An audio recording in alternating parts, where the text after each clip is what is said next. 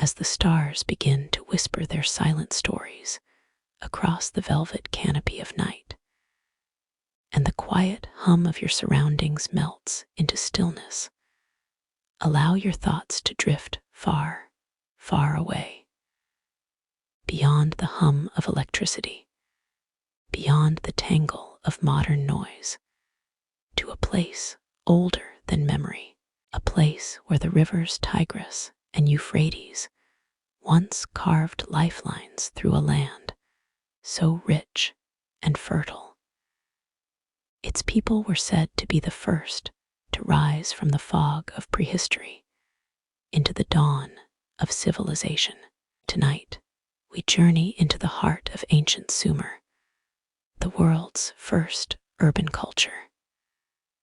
Imagine a time nearly 6,000 years ago when no one had yet written a book. No king had ruled a vast empire, and gods were believed to walk among mortals. Picture the flat plains of southern Mesopotamia, in what is now southern Iraq, where the first cities rose like stone mirages from the alluvial mud. Their names, Uruk, Eridu, Lagash, Nippur, whispered in cuneiform upon clay tablets, long buried beneath layers of time. The Sumerians were thinkers, builders, poets, and priests. They invented writing. They mapped the stars. They built ziggurats that touched the heavens. But they were not gods. They were human. And their story, though ancient, is deeply personal. It is our story, too, of how we began to organize, to believe, to remember.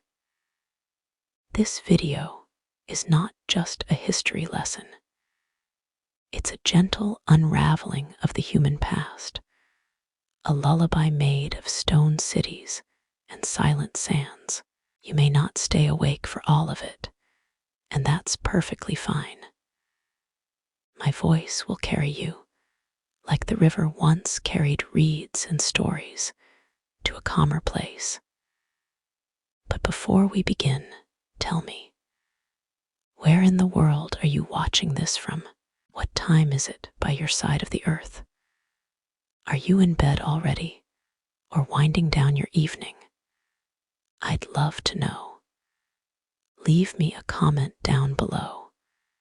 And while you're at it, do consider subscribing if you enjoy falling asleep to tales of ancient times. I have many more for you. Now, take a deep breath. Let your shoulders relax. The past is calling, and it's speaking gently tonight. Hello, my name is Sherry, and welcome to my channel. So let's begin. If you could rise above the clouds and gaze down upon the ancient world, your eyes might fall upon a stretch of land that curves like a cradle between two mighty rivers, the Tigris and the Euphrates. It is here, in the southern reaches of modern-day Iraq, that the earth once gave birth to something new, something never before seen on this planet. Civilization. This land, long ago, was not yet called Sumer. No great cities had yet pierced the skyline. No kings had yet sat upon thrones, and no stylus had etched words into clay. But already the stage was set. The rivers, fed by melting snows from the distant mountains of Anatolia, came rushing down with force and life, spilling their waters into a wide, flat plain. Each year they flooded, soaking the soil with silt-rich nutrients. When the waters receded, what remained was a thick, dark earth, fertile beyond imagining. It was here, among these unpredictable waters and deep, muddy fields, that the ancestors of the Sumerians began to gather. They came not all at once, but in slow waves, generations of wandering peoples who had hunted, fished, and foraged along riverbanks for millennia. They were drawn by the richness of the land, the promise of abundance, and perhaps by something they could not name, a whisper, a calling to settle. We will never know their names, these first farmers of the floodplain, but their hands shaped the earliest chapters of the human story. They learned to tame the rivers with canals and dikes, guiding water where they needed it most. They dug irrigation trenches like fingers reaching across the land, delivering life to barley fields, date palms, and gardens of onions and legumes. They planted by the rhythm of the floods, harvested by the color of the sky, and slept to the lullaby of frogs and crickets along the banks. And then, slowly, they began to stay. Temporary camps gave way to permanent huts. Huts became villages. Villages turned into towns. Clay bricks replaced reeds and mud. A people began to take root. In time, they would call themselves the black-headed ones, a phrase still echoing through the ages. We know them as the Sumerians. But why here? Why in this harsh and shifting land, so prone to flood and drought, so flat and open to invasion? Perhaps it was because the rivers provided both a challenge and a gift. Mastering them required cooperation, planning, foresight, the very qualities that define civilization. To live here meant learning to think ahead, to record, to organize. It is no coincidence, historians believe, that writing would be born here. But that part of the story waits just a little further downriver. At this early stage, what mattered most was survival and adaptation. The climate of southern Mesopotamia was unforgiving. Scorching summers baked the land dry. Rain was scarce. Trees were few. There was no stone for building, no metal in the soil. But the Sumerians were inventive. With mud, straw, and their own two hands, they molded the bricks of their homes, their temples, their walls. Everything they built came from the land they stood on. And the rivers were never just rivers. To the Sumerians, they were gods, wild, moody gods that could nourish or destroy. When the floods were gentle and timely, they gave thanks. When the waters rose too high or too early, sweeping away crops and homes, they wept and sought omens. Each ripple in the water was a message. Each storm a sign. In this landscape of contrast between plenty and peril, the Sumerians developed a rich spiritual imagination. Already in these early centuries, they were dreaming of gods who shaped the world and judged the living. The seeds of a theology were being planted right beside the barley, and as the people built their lives from the dust and water, they began to build something else too: community. They formed councils of elders to settle disputes, appointed leaders to oversee canals and fields, and gathered in open courtyards under the stars to share bread and beer. These were the fragile, flickering beginnings of government, of law, of shared memory. They sang songs to the river. They taught their children to respect its moods.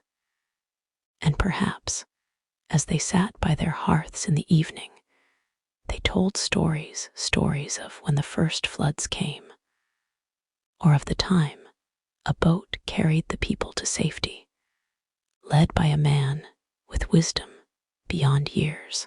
These stories would one day become myths, and those myths would one day become written tales. But for now, the Sumerians were still planting the roots of something vast and unknowable. They did not yet know that their settlements would become cities, that their experiments in cooperation would become bureaucracy, that their prayers would become temples, and their markings would become writing. They did not know that they were standing at the threshold of history. But we know, and so we pause here at the riverbank, watching as morning mist rises from the water. The fields stretch endlessly beyond, dotted with early homes, smoke curling gently into the pale blue sky. We have arrived at the place where it all began. And now, beyond the next bend in the river, something even more extraordinary waits to rise. In the distance, stone towers begin to climb toward the sky. Not just homes anymore, but cities. As the sun stretches across the flat Mesopotamian plain, a new shape begins to take hold on the horizon. A shape not formed by nature, but by human hands. Towers of sun-baked brick, rising not from rock or forest, but from mud and vision. A city. The birth of cities did not happen in a single heartbeat. It was not a sudden invention, like a spark in the dark. It was more like a tide, slow and steady, shaping the shore. And yet, something profound did happen here in Sumer. Something the world had never seen before. The village became a town. The town became a city. And with that, the world changed. Let us begin with Eridu, the first among them, at least according to the Sumerians themselves. They believed it was here that kingship descended from the heavens. Eridu was sacred, a birthplace of order and divinity. It began as a humble settlement beside the Euphrates. But slowly, its people began to do what no one had done before. They layered temple upon temple, each built atop the last, creating a sacred mound that grew over centuries. By the time we reach the peak of Eridu's early life, we find a city that is not merely lived in, it is believed in. Eridu may have been first, but it was Uruk that would rise like a heartbeat across the land, the crown jewel of ancient Sumer. At its height, Uruk was the largest city in the world, perhaps home to 50,000 people or more. Try to imagine that. In an age when most of the world still lived in scattered villages, Uruk's skyline would have seemed like something from the realm of gods. Great walls surrounded it. Roads crisscrossed its interior. Temples rose like mountains of devotion. Here, the very idea of what a city meant was rewritten. But how did these places form? They were not simply groups of people living close together. A city is more than density. It is structure, division of labor, ritual, and above all, shared purpose. In Uruk and her sister cities Lagash, Nippur, Larsa, we find complex societies built upon layers of interwoven roles. There were farmers and fishers, yes, but also priests, potters, shepherds, scribes, merchants, weavers, and brewers. People no longer made everything for themselves. They depended on one another. One person grew barley, another baked it into bread. One tanned leather, another carved seals. And it was all organized. At the center of every Sumerian city stood the temple complex, towering like a staircase to the heavens. The temple was not just a religious center. It was a nexus. It controlled land, stored grain, issued rations, recorded labor, oversaw trade. It was the beating heart of the city, and its priests were not mere spiritual guides. They were administrators, economists, architects of civilization. Around the temple, homes of clay and plaster spread like petals. They clustered near canals, marketplaces, and workshops, the homes of the wealthy, with central courtyards and multiple rooms, stood apart from those of the laborers, which were smaller and simpler. Still, even the humblest Sumerian lived within the structure of the city. They were part of something larger than themselves. The rise of cities also brought something else: record keeping. As people specialized, traded, built, and governed, they needed to track it all. Who had how much grain? Who worked the fields? Who paid the temple? The answer lay in a quiet revolution taking place behind closed walls, on small clay tablets. But we shall come to that soon. For now, let us listen to the rhythm of life in these early cities. The mornings were filled with motion. Animals led out to pasture, carts rolling along dusty streets, the slap of sandals on clay. Merchants hawked fish and fruit at open-air stalls. Children fetched water in clay pots. Priests carried incense into shadowed chambers, calling upon the gods to watch over the city. By afternoon, the sun baked the walls white. Life slowed. In shaded rooms, women spun wool. In workshops, men shaped reeds into baskets. The canal banks shimmered, and sometimes, when the wind was soft, you could hear the whisper of flutes. And at night, the city breathed more slowly. Torches flickered. Songs rose from courtyards. The sky, vast and unbroken, stretched over rooftops, the stars shining down upon a people who had begun to dream in stone. But life in the city was not all peace. As these city-states grew in size and strength, they also grew in rivalry. Water rights, land disputes, religious prestige, control over trade routes. These were not abstract concerns. They were causes for war. Yet even conflict, in its way, shaped the structure of the city. Defensive walls were built. Armies were trained. Leadership roles were solidified.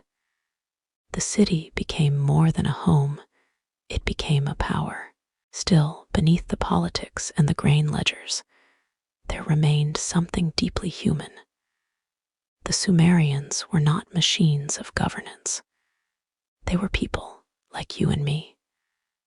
They felt love, fear, grief, and joy. They married. They lost children. They whispered to the stars. And at the center of it all was belief.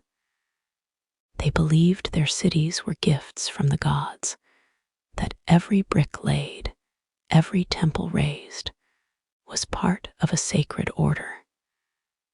The city was not just a place to live, it was a place to connect with each other, with the divine, and with eternity. Today, the ruins of these cities lie beneath the sands, their ziggurats collapsed, their streets silent. But once they were alive, buzzing, pulsing, sacred. We have only begun to walk their paths. And if we pause now, just for a moment, and listen closely, we might still hear it. The clang of bronze tools, the voice of a priest rising in song, the laughter of a child chasing a goat down a narrow alley. This was the birth of cities, and with it came something extraordinary, something immortal, a way to remember. Next, we walk into the silence of the scribe's chambers and witness the first time a human soul was captured in writing. The room is warm, not with fire, but with the gentle heat of the sun soaking through the clay brick walls. The air smells of damp earth and crushed reeds. And there, in a quiet corner of the temple, a boy sits stylus in hand, pressing careful marks into a soft tablet of clay. Each stroke is deliberate, angled, clean. He is not writing a poem or a letter. He is recording a shipment of barley. But what he does not yet realize is that he is changing the world. Writing, true writing, was not born from a desire for beauty. It did not begin with stories or songs. It began, instead, with accounting. In a world growing rapidly more complex, of cities, of trade, of labor and grain, memory was no longer enough. A spoken word could be forgotten, a deal misheard, a promise broken. And so, the Sumerians devised a way to remember permanently. At first, they used simple tokens, small clay pieces shaped like sheep, jars, or loaves, each symbolizing an item or quantity. These were stored in clay envelopes, or bully sealed shut and marked on the outside. But soon, someone thought, why not press the symbol directly onto the outside?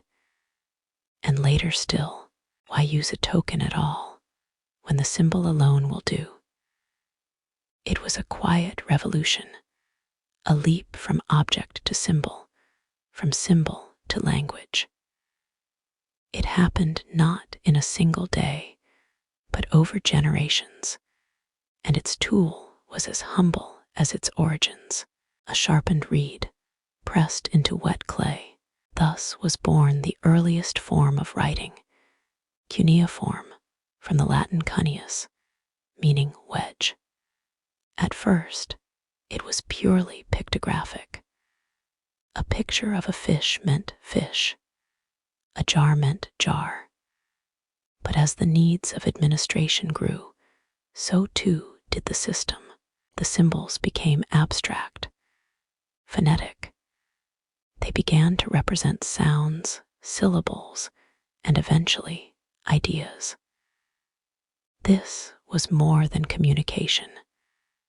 This was language frozen in time. And so, the Sumerians became the first people in history to write. But what they wrote, and who was allowed to write, tells us something deeper about their world. Writing was not for everyone. It was a special skill, taught in schools known as edaba, literally tablet house. There, young boys and occasionally girls of high status spent long, grueling hours copying lists of animals, professions, grains, offerings, tools. To us, These lists may seem dry, but to the Sumerians, they were power.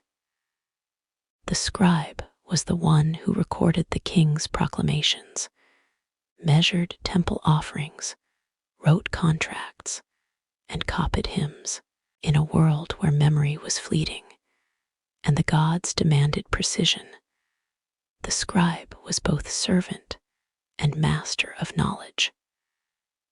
They wrote not on scrolls or parchment, but on clay abundant, reusable, eternal. The tablets, once dried in the sun or fired in a kiln, could last forever. And many have. Thousands upon thousands of Sumerian tablets have been unearthed from temple storerooms, palace archives, and private homes. They speak of trade, prayer, education, law, astronomy, myth, and more. Each one a voice from the deep past, frozen in time. But perhaps most stunning of all is how quickly writing expanded beyond numbers. Once the system was in place, once they had learned how to represent speech in marks, the Sumerians began to dream on clay. They wrote proverbs, little reflections on life and behavior. He who possesses much silver may be happy. He who possesses much grain may be content. But he who has nothing can sleep. They wrote hymns to their gods, ritual prayers, and detailed instructions for ceremonies. They recorded legal disputes, land sales, dowries, and insults. One man even wrote a tablet complaining about the poor quality of copper he received from a merchant. The world's first known customer complaint, and slowly they began to write stories. Not yet full epics, those would come, but small fables, myths of creation, tales of gods and heroes. This shift from calculation to imagination was monumental. It meant that for the first time in human history, a thought could outlive its thinker. A moment, once spoken, could now be held in the palm of one's hand. It also meant that power could be preserved. Law, once oral, could now be recorded and enforced. Land ownership, once argued over, could now be proven. The word, once wind, had become stone. But writing did not just serve kings and priests. In its quiet way, it gave voice to the dead, the forgotten, the everyday. A humble scribe might record his name in a corner of a tablet, and 4,000 years later, we whisper it aloud again. In doing so, we bridge the vast silence of time. Think of that. A man pressing wet clay in a hot courtyard under the Sumerian sun, thinking only of numbers or duty, not knowing that centuries upon centuries later, someone, you, would be lying in bed, thousands of miles away, hearing his thoughts brought back to life. This is the magic of writing. Not merely communication, not just permanence, but resurrection. And so, the Sumerians, practical, spiritual, ambitious, created a tool that changed the world, and in doing so, they ensured that their voices would never fully fade. They are speaking to you now through these words, through time, but our journey with them is far from over, because now that their cities rise and their thoughts are preserved in clay, we must climb higher still, toward the structures that pierced the skies, places of worship, of mystery, of ritual, the temples, and the ziggurats. In the center of every Sumerian city stood a monument not built for man, but for gods. It was not a palace. It was not a marketplace. It was not even a place to gather in public. It was something older, deeper, a temple, and above all others, rising step by deliberate step into the hot, shimmering sky, was the ziggurat. To see one in its day must have been breathtaking. Great terraces, stacked like layers of the earth, each smaller than the last, wide staircases climbing upward, baked mud brick walls glowing golden in the sun.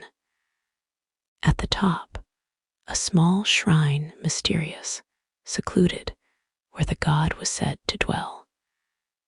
These were not just buildings. These were mountains made by men.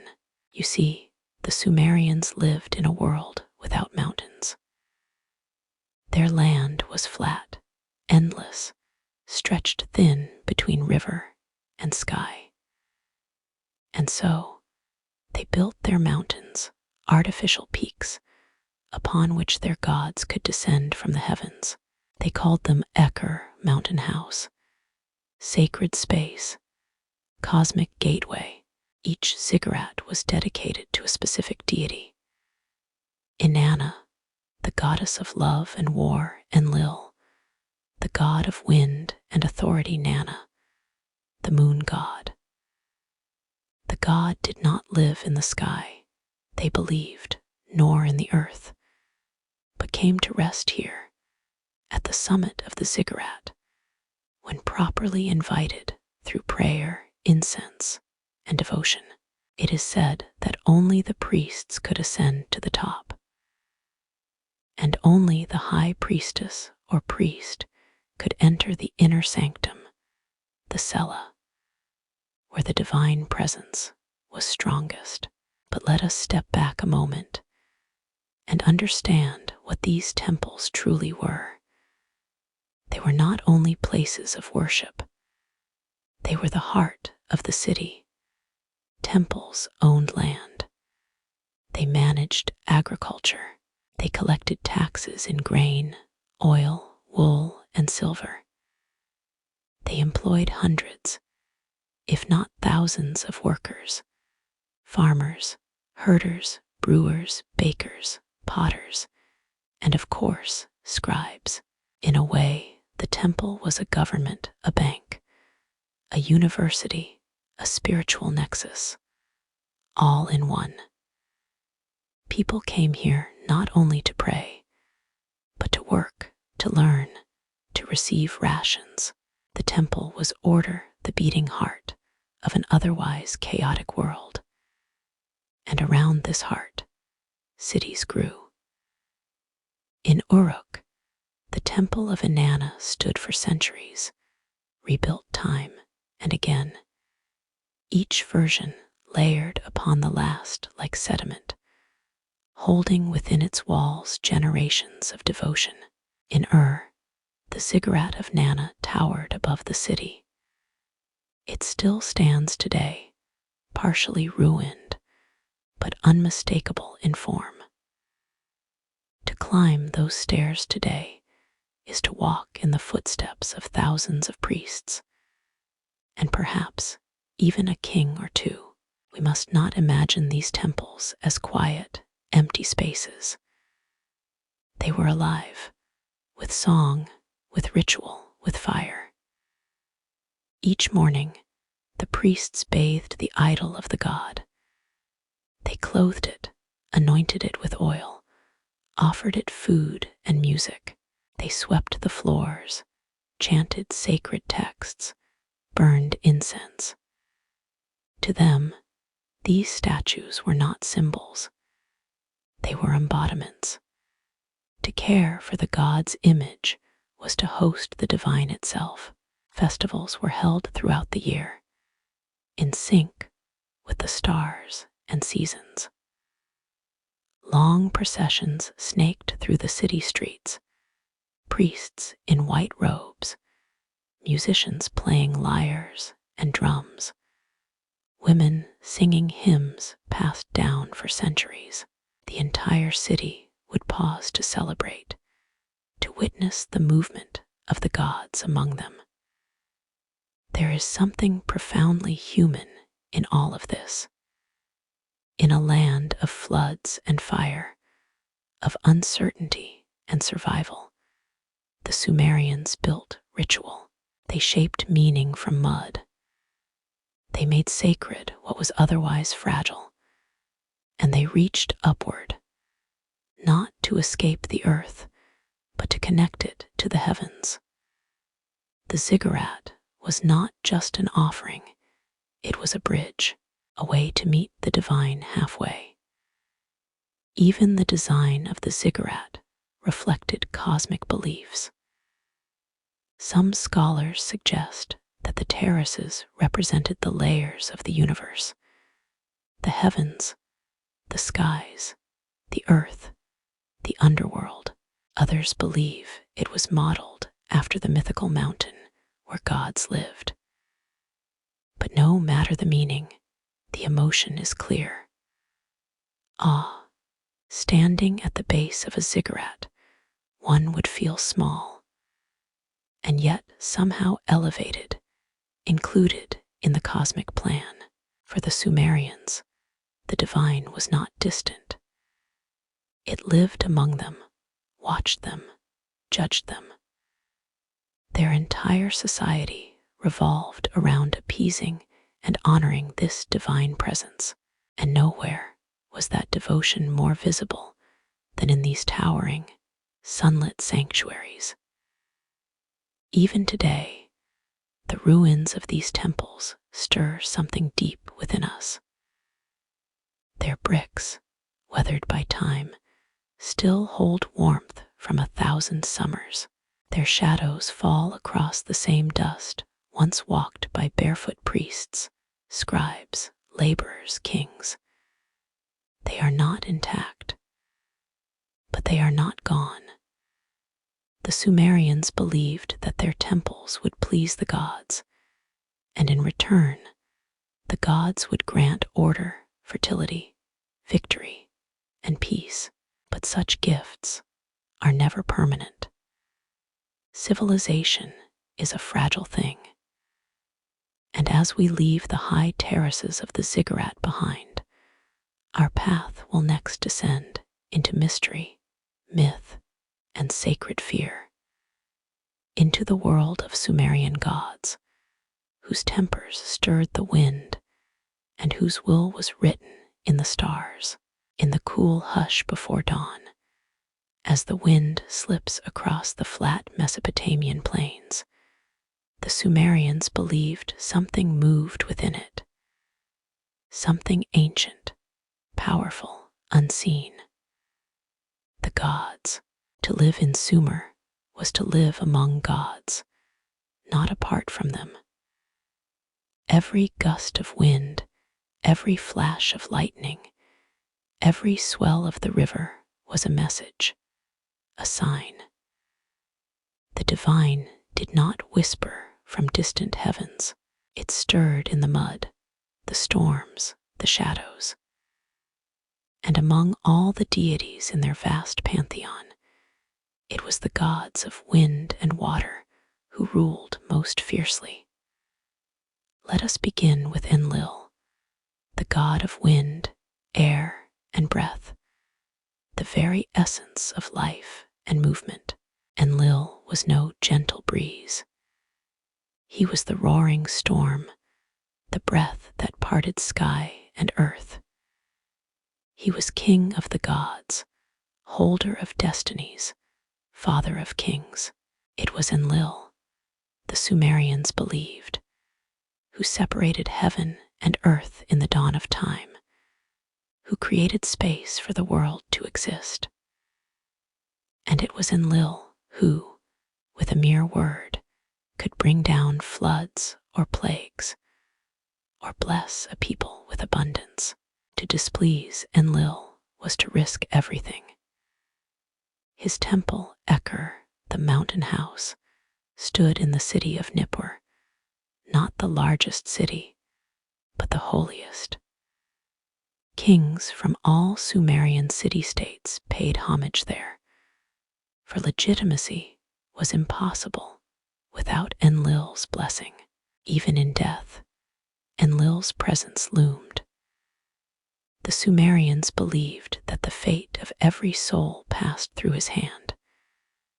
But Enlil did not rule alone. From the skies, his father, En, watched, the god of the heavens, of cosmic authority, and was distant, abstract, more principle than personality. Rarely did he intervene, but his silence was power. His presence reminded the Sumerians that above even the kings of gods was the law of the stars. Then came Enki, god of water, wisdom, and creation, the calm beneath the chaos. Where Enlil commanded with thunder, Enki whispered with reason. He dwelled not in the sky, but in the Abzu, the subterranean freshwater realm beneath the earth, an endless reservoir of life and knowledge. Enki was the patron of craftsmen, magic, fertility, and intelligence. His temple in Eridu, the oldest of Sumer cities, was known as Iabzu, the house of the deep waters. Priests here honored him with ritual baths and libations, believing that his wisdom flowed upward like spring water through the land. Many Sumerian myths portray Enki as the compassionate one, bending the rigid judgments of other gods. When Enlil sought to destroy humanity with a flood, it was Enki who warned a man to build a boat. This ancient tale, written long before Noah's Ark, reminds us just how far back these ideas stretch. And there were others, many others. Inanna, goddess of love, war, and the morning star, fierce and radiant, she crossed both heaven and the underworld. Her followers danced in ecstatic rites, draped in jewels and fire. Udu, the sun god, rode across the sky each day, seeing all things, judging with light and truth. Nana, god of the moon, watched over shepherds and time, his glow a calendar for planting, for prayer, for burial. Each god had a domain, a city, a temple, a priesthood, a story. But these gods were not perfect. They were jealous, wrathful, proud. They argued. They loved. They punished. They repented. To the Sumerians, the gods were divine, but also deeply human reflections of their own world, magnified. To understand the Sumerian gods is to understand a people constantly negotiating with fate. Their land was rich, but unstable. Floods came without warning. Crops failed. Plague swept through villages. Life was precious and precarious, so they turned to the divine not with blind faith, but with ritual precision. Offerings were made daily: bread, beer, incense, oil. Statues were adorned, hymns recited, omens read. Every eclipse, every deformed calf, every unusual dream was recorded, analyzed, interpreted. The priests were not merely servants of the gods. They were interpreters of reality, wielding power through knowledge of the divine. There is something both awe-inspiring and heartbreaking in this. Imagine a mother placing a clay idol of Inanna on her family altar, whispering prayers for her child's health.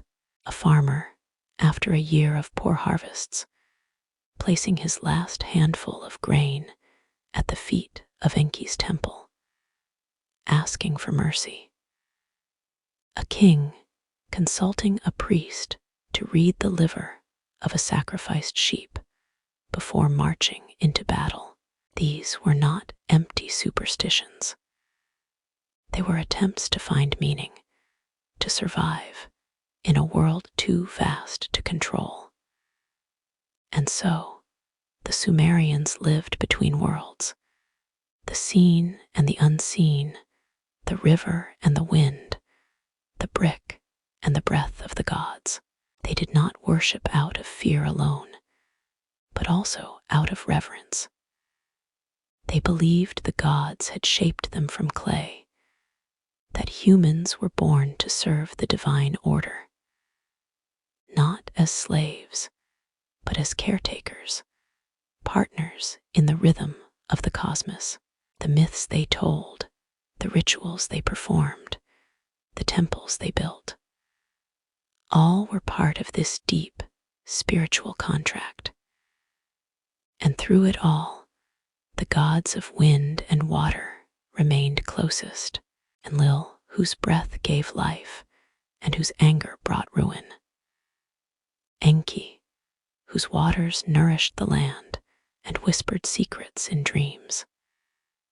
Even today, as we drift into sleep, the wind hums its ancient song, and the waters beneath our world still stir.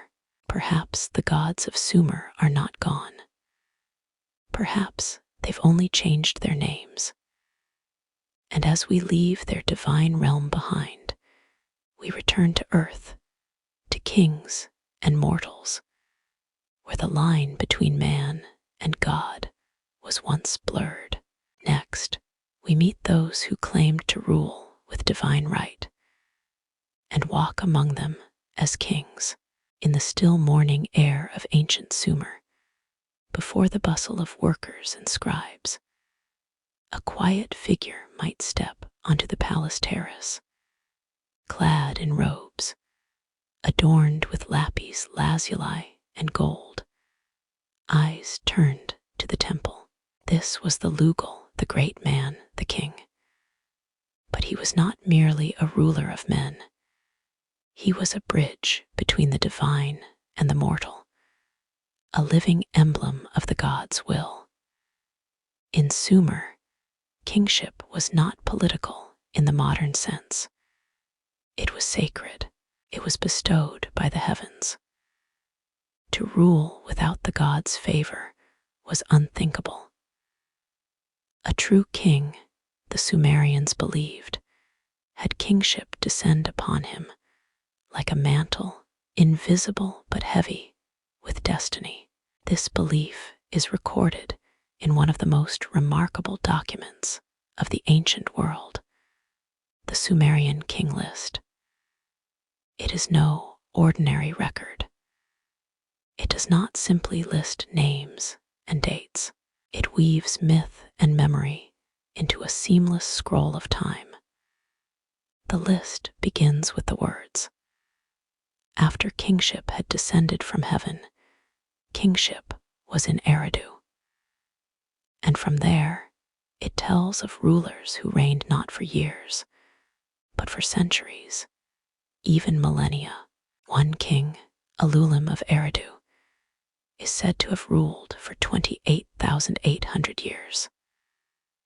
Another, Enmenluana, ruled for 43,200 years. Were these men real? Probably not in the literal sense, but their stories carried truths deeper than fact. The king list wasn't meant to record history as we know it. It was meant to sanctify the idea of kingship, to show that every ruler, whether long ago or present, was part of a divine, unbroken chain. But real kings did rise from the dust, kings whose footprints still echo across time. Let us begin with one of the greatest, Gilgamesh of Uruk. Part king part myth, part god. His story, carved into tablets and passed down for centuries, became the Epic of Gilgamesh, the world's oldest surviving epic poem. Gilgamesh was said to be two-thirds divine, born of a goddess mother and a mortal father. He ruled Uruk with strength, beauty, and pride. But he was also cruel, until a wild man named Enkidu softened his heart, and together they journeyed through forests, battled monsters, and sought the secret of immortality. The tale is legendary, but the man behind the myth may have been real. Inscriptions from ancient Uruk speak of a king named Gilgamesh who built the city's great walls so wide that 2 chariots could race side by side. And what are walls, if not symbols of kingship? To rule in Sumer was to protect, to govern, to appease the gods, to build, and above all, to be remembered. Kings left their names in bricks, on statues, in temple foundations. They commissioned hymns to their victories. They were buried with wealth and pageantry. Even their failures were etched into stone, that future kings might learn or tremble. Yet kingship was not absolute.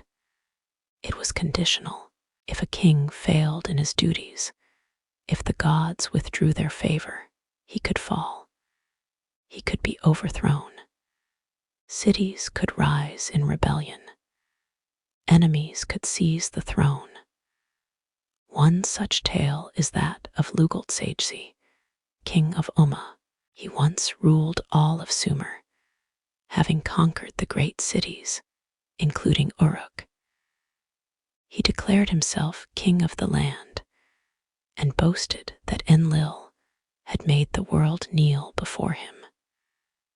But pride often comes before the storm. From the northern city of Akkad, a new power was rising, led by a man of humble origins, a cupbearer to the king, Sargon. Sargon defeated Lugaltsagesi, chained him by the neck, and marched him to the temple of Enlil in Nippur as a symbol of the god's changed will. With this, the Akkadian Empire was born, and the era of Sumerian independence began to fade. Yet the idea of kingship and its divine mandate remained unchanged. Every ruler, whether Sumerian, Akkadian, Babylonian, or Assyrian, would still seek the blessing of the gods. They would rebuild temples, offer prayers, and commission epics. They would still kneel before Enlil's temple and call themselves shepherd of the people. It is a poetic irony that kings, who wielded power over thousands, so often described themselves as humble servants of the gods. But that was the nature of Sumerian kingship. Power was never personal. It was borrowed, bestowed, conditional. And when kings died, they did not pass into obscurity. They were buried in royal tombs, surrounded by attendants, weapons, treasures, and sometimes, in tragic practice, living servants sacrificed to accompany them into the afterlife. The most famous of these tombs lies in the city of where archaeologists discovered the burial site of Queen Puabi, a ruler in her own right, buried with golden headdresses, silver lyres, and guards at eternal rest. Her tomb speaks of majesty, of reverence, of a belief that kings and queens, even in death, served a purpose beyond mortal life. So when you walk the ancient ruins of Sumer and you pass the shattered ziggurats, the fallen walls, the broken tablets. Remember this: each stone once bore a name. Each name once carried divine breath. Each king once stood beneath the stars and prayed not only to rule, but to endure. And in their own way, they did. They endure in the bricks that still whisper their reigns, and in the stories that drift like soft winds across the cradle of civilization. Now that we have walked among kings, let us turn our gaze to the lives they ruled over, the people who planted the grain, spun the wool, raised the children, and filled the streets with laughter and song. Next, we step into the quiet homes and bustling courtyards of the everyday Sumerian. As the first pale light of dawn touched the rooftops of Ur or Lagash, the city began to stir. There was no clock ticking, no alarm sounding. Time was told by the sky, by the slow retreat of the stars, the growing chorus of roosters, and the rustle of life behind mud brick walls. In a modest courtyard, swept clean with care, a Sumerian woman drew water from a clay jar. Her hair was braided, wrapped with linen. Beside her, a small child, barefooted, blinking sleepily, held onto her tunic. Breakfast would be modest. Bread baked yesterday, perhaps a date or two, and water sweetened with a touch of beer. The Sumerians were among the first urban people. Cities like Uruk, Nippur, and Eridu teemed with life. Narrow streets curled like roots around houses, temples, and markets. The air smelled of baked clay, oxen, incense, and river reeds. Homes were small, but thoughtfully arranged. Built from sun-dried mud bricks, they had flat roofs, useful for drying fish or escaping the afternoon heat. Most homes had a central courtyard where family life unfolded. Cooking, weaving, storytelling, all took place under the open sky. Inside, walls were often whitewashed. Lamps flickered with sesame oil. Pottery lined the shelves. Tools of bone and bronze hung neatly. Life was not easy, but it was structured. It was predictable in a way that only a deeply rooted culture can provide. And at the heart of it all, the family. Marriage was not a romantic affair, but a practical one. Contracts were drawn, witnesses called. A bride brought a dowry, perhaps livestock, jewelry, or fine cloth. The groom offered gifts in return. A marriage was a union of households, of social standing, and of divine expectation. Children were cherished, not only as heirs, but as helpers. Boys might assist in farming or fishing. Girls would learn weaving, cooking, and the rhythms of temple ritual. From a young age, they were introduced to the gods, Inanna, Enki, Udu, with prayers whispered over sick beds and festival songs sung in city squares. Religion in Sumer was not confined to temples. It flowed through daily life like the Euphrates itself. A merchant, before his journey, might pause to offer a pinch of incense to Nanch, goddess of trade. A farmer might press his hand to the soil and murmur to Enlil for rain. Even scribes, ever logical, began their tablets with phrases like, "By the command of the gods," the divine was woven into everything. Work, too, was sacred. Every task, from shaping a pot to brewing beer, was seen as part of the great cosmic order. And so Sumerians worked with skill and pride. The farmer rose with the sun, using wooden plows pulled by oxen. He turned the rich, alluvial soil. Fields were watered with irrigation canals, expertly managed through systems as advanced as any until modern times. Barley was the staple crop, easy to grow, easy to store. From barley came bread, beer, and porridge, forming the base of every meal. But there was more to Sumer than farming. There were the craftsmen shaping clay into fine vessels, carving ivory combs, or hammering bronze into tools. There were merchants, bartering lapis from Afghanistan, copper from Oman, and timber from the Zagros Mountains. The markets were lively. Picture rows of tents, women selling dried fish, boys calling out prices, old men arguing over dates and spices.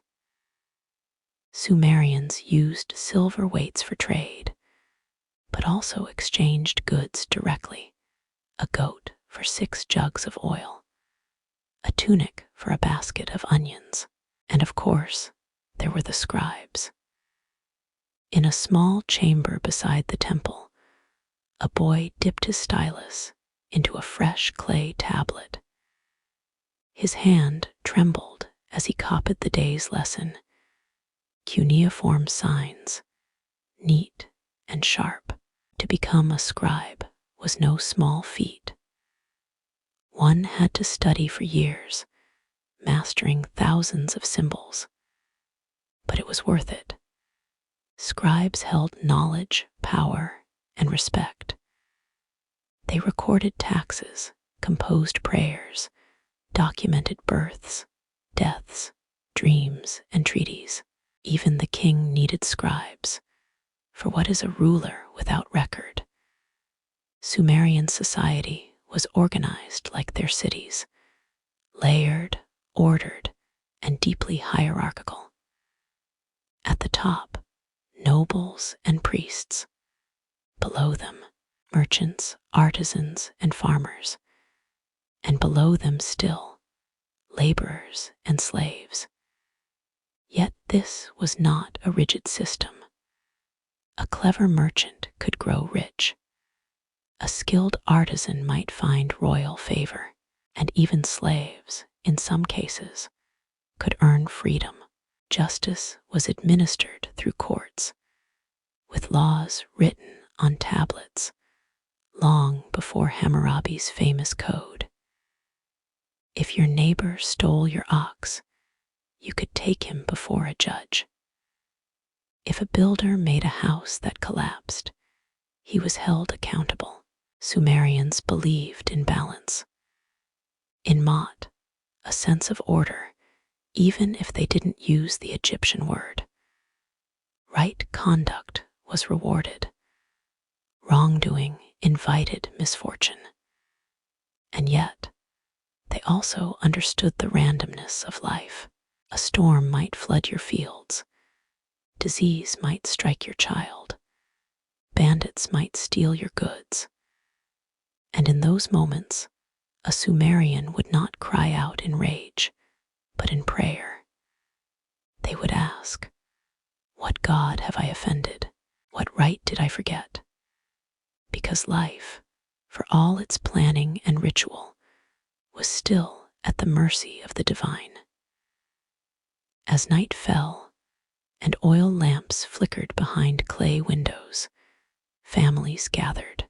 Stories were told of heroes, of floods, of love and loss. The city quieted. The stars returned. And in that stillness, a kind of peace. In the world's first cities, people lived not so differently than we do now. They worried for their children. They hoped for rain. They looked at the sky and wondered what came next. Their bones may lie beneath the ruins, but their hearts still beat in ours. Now that we've lived among the people, let us follow the whispering footsteps of their thinkers, the astronomers, the physicians, the architects, and scholars. Next, we ascend into the minds of the first great learners and the birth of Sumerian science and knowledge.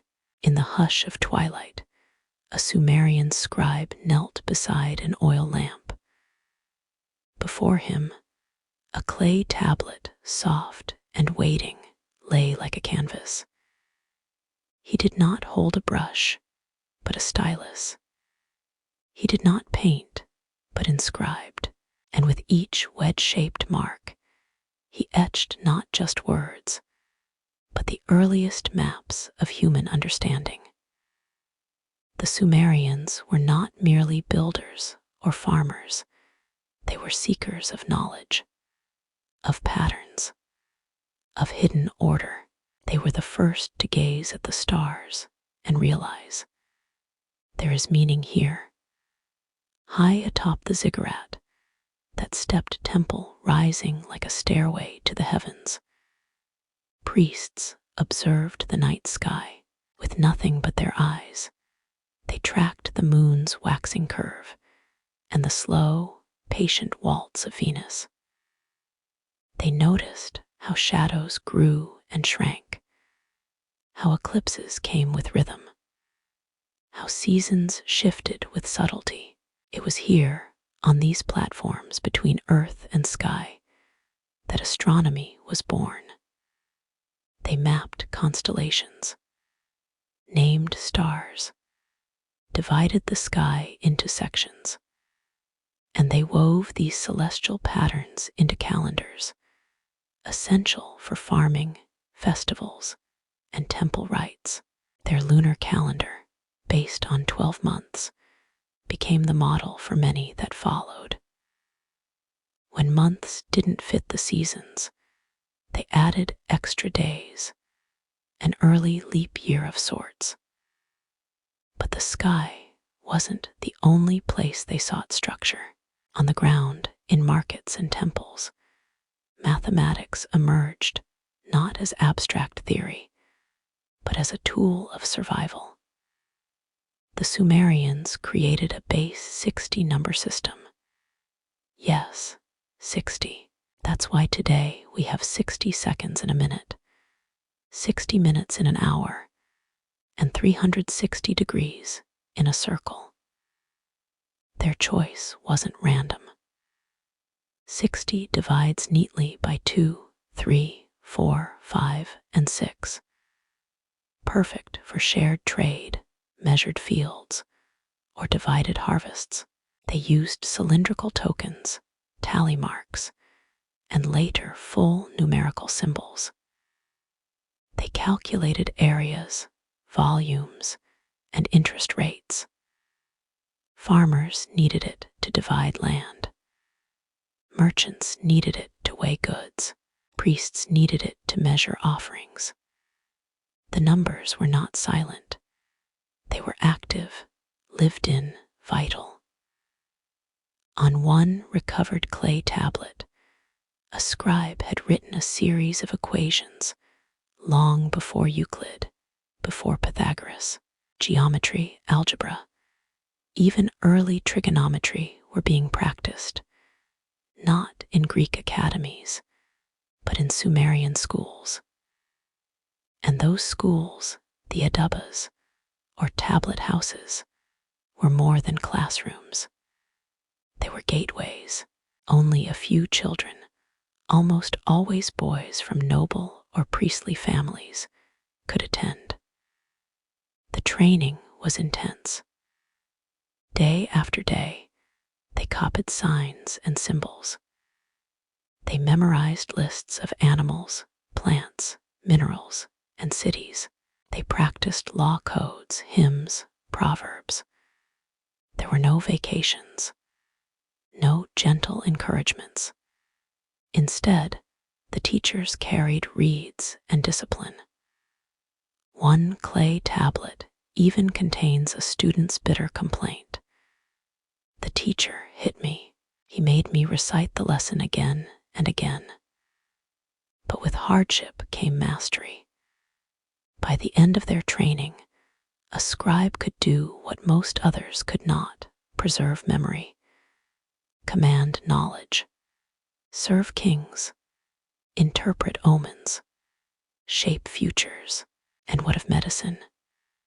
Ah, yes, the Sumerians sought healing in both the natural and the divine. Their doctors, called Asu and Ashu, were of two kinds: the practical and the spiritual. One used herbs, oils, and surgery. The other used prayers, incantations, and amulets. They believed that illness could be caused by demons, curses, or the anger of a god. But they also believed in diagnosis, in examining symptoms, checking pulses, and recording outcomes. On clay tablets, lists of ailments appear beside treatments: poultices, infusions, rituals. A cure might begin with a wash of cedar oil, followed by a prayer to Gyula, goddess of healing. The line between science and spirit was thin, and they walked it with reverence. Even architecture carried logic. Temples were aligned with cardinal directions. Canals were engineered with precise gradients. Bricks were standardized. Tools were measured. The ziggurats weren't just holy, they were marvels of calculation. In all these endeavors, the Sumerians were not seeking control, but harmony. They didn't try to conquer nature, they tried to understand their place within it. The stars weren't just maps, they were messages. Numbers weren't cold, they were sacred patterns. Illness wasn't a curse, but a misbalance to be corrected. This fusion of observation and faith, of precision and poetry, is what made Sumerian knowledge timeless. They passed it to the Akkadians, who passed it to the Babylonians, who passed it in fragments to Greece and Rome and beyond. So tonight, when you glance at a clock, or trace a constellation, or count out minutes in an hour, know that you are touching the distant hands of Sumer. Their wisdom lingers, like soft fingerprints on the clay of our lives. But as every candle flickers low, so too did their power. Even the brightest minds could not hold back the changing tide of kings and conquest. In the next chapter, we return to the courts and battlefields to witness the fall of Sumer and the long shadows cast by its legacy. The sun, even at its peak, must eventually fall into shadow. And so it was with Sumer. After centuries of brilliance, of invention, of order, of harmony with the stars and soil, the foundation of the Sumerian world began to crack. Not with fire at first, but with the slow erosion of time, and with the burdens that success itself brings. The signs were subtle at first. The canals, lifeblood of the land, began to fail. Overuse, poor maintenance, and infighting among city-states led to salinization.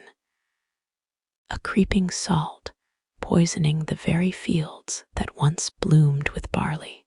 Yields dropped. Harvests became harder. The once bustling granaries began to echo, And the gods, it seemed, grew quiet. The very structure that made Sumer strong, its independence of cities like Lagash, Eridu, Uruk, also became its weakness. These cities, each proud and self-ruling, were constantly at odds. Petty wars drained men and resources. Alliances shifted like desert sands. Even in peace, they schemed. Even in worship, they competed, building ever larger ziggurats, vying for divine favor, while the land cried out beneath them. And then, from the north, came the Akkadians, under Sargon of Akkad, a man of ambition and unmatched will. A new idea emerged: empire. Sargon rose not from priesthood or royal blood, but humble beginnings. A cupbearer to a king, he seized power, gathered armies, and swept southward like a storm. The Sumerians, fractured and weary, could not resist him. Uruk fell. Lagash submitted. Bowed. By around 2334 BCE, Sumer was no longer sovereign. The Akkadian Empire, centered in Agade, ruled the land between rivers.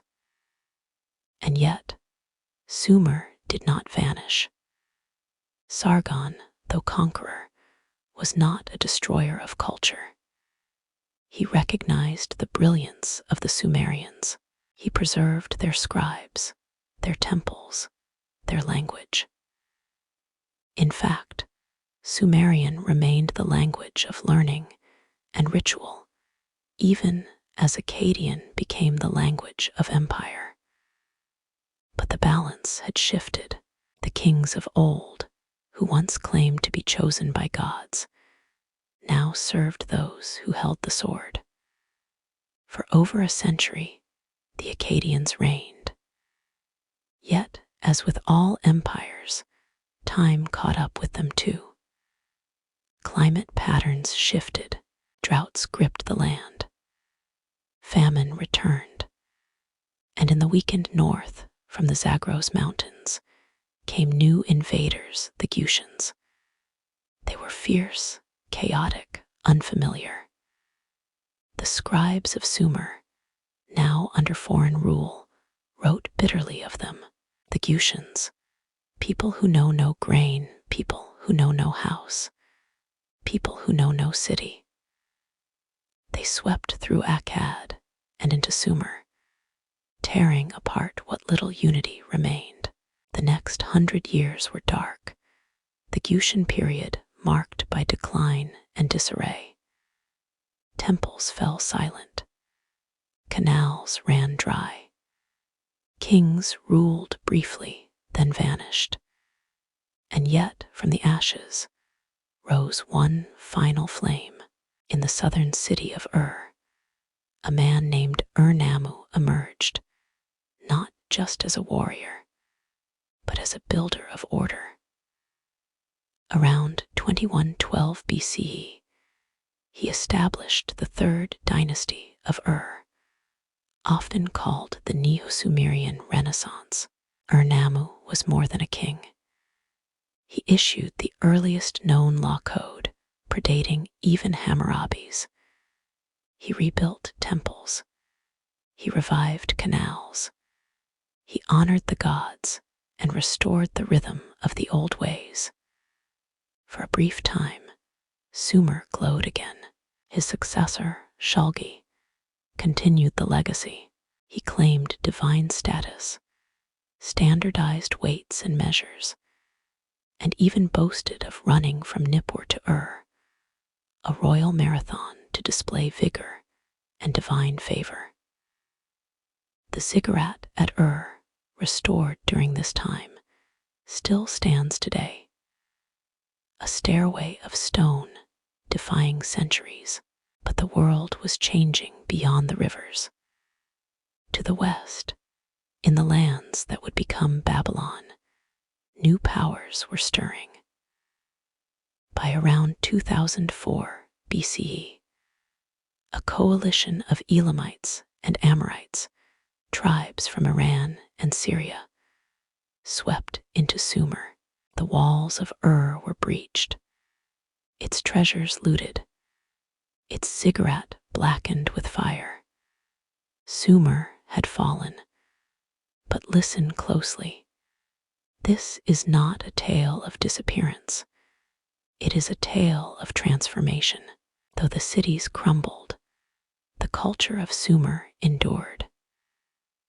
Its language, though no longer spoken by commoners, was preserved in sacred texts, studied by priests and scholars for generations. Much like Latin in medieval Europe, Sumerian became the language of memory. Its myths were copied and retold. Its inventions, the wheel, the plow, the calendar, the stylus, passed down like heirlooms to Akkadians, Babylonians, Assyrians, and beyond. The laws of Ur-Nammu laid the groundwork for Hammurabi. The schools of Ur became models for learning across Mesopotamia. Even the Epic of Gilgamesh, retold in Babylonian script, carried echoes of its Sumerian origin. And far into the future, long after the names of kings were forgotten, their clay tablets remained buried beneath sand, waiting, whispering, enduring. So perhaps Sumer did not fall. Perhaps, like the stars they so loved, it simply set, only to rise again in different skies, in different names. The soul of Sumer lives on in every alphabet, every contract, every story told beneath the moon. And now, dear listener, we begin to gather the echoes, to reflect not on the fall, but on the eternal legacy. In our next section, we travel across the centuries, through the hands of scholars and explorers, and ask, what became of Sumer's memory?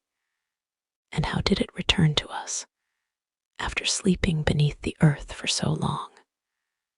For more than 2,000 years, Sumer lay silent beneath the soil of southern Iraq. The great cities Uruk, Eridu, Lagash, Nippur were forgotten. Their ziggurats, once stairways to heaven, crumbled into indistinct mounds. The rivers shifted course. Sands blew in from the desert. Villages rose atop ruins, unaware of the bones that lay beneath. And so the Sumerians became ghosts. No Greek historian spoke of them. No Roman traveler knew their names. Even in the great libraries of Byzantium or Baghdad, they were not remembered. Not as a people, not as a language. Only whispers remained, buried in the myths of later cultures. The tales of a great flood, of wise kings, of star readers and temple watchers. But the source was obscured. It was not until the 19th century, in an age of empires and archaeology, that Sumer began to stir once more. And it began with a mystery. In the ruins of ancient Nineveh, capital of the Assyrians, explorers uncovered thousands of clay tablets. They were stored in what would come to be called the Library of Ashurbanipal, and they held a script unlike any known at the time, cuneiform.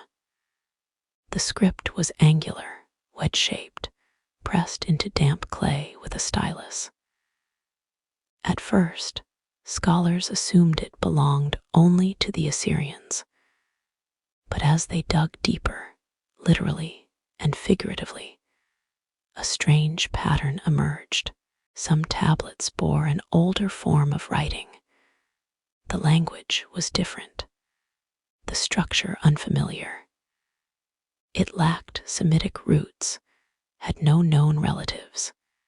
It seemed alien, and thus began the hunt for Sumer. Names like Rawlinson, Botta, and Layard became famous. These were not scholars in the modern sense.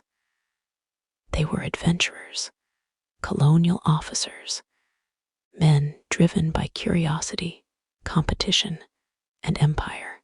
In the 1840s, Austin Henry Layard uncovered the ruins of Nimrud and Nineveh, while Paul Botta unearthed the palaces of Khorsabad. But it was Rawlinson's decipherment of the Behistun inscription, a trilingual carving on a mountain cliff in Iran, that opened the door, much like the Rosetta Stone had done for Egyptian hieroglyphs.